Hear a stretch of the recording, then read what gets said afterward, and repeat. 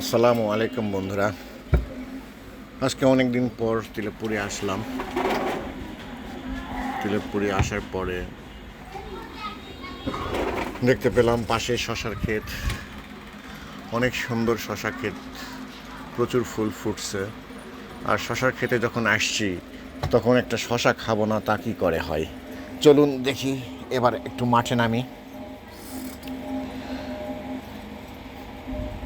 অনেক সুন্দর শশা গাছগুলো। আসলে তিলেপুরে সবজি অনেক বেশি পরিমাণে হয়ে থাকে, এই জন্য শশা ক্ষেত দেখে আর লোভ সামলাতে পারলাম না, তাই চলে আসলাম। অনেক সুন্দর ক্ষীরাগুলো হয়েছে।